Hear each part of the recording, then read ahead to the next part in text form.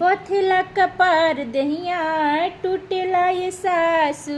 दाबना आरे मोर करिया दाबना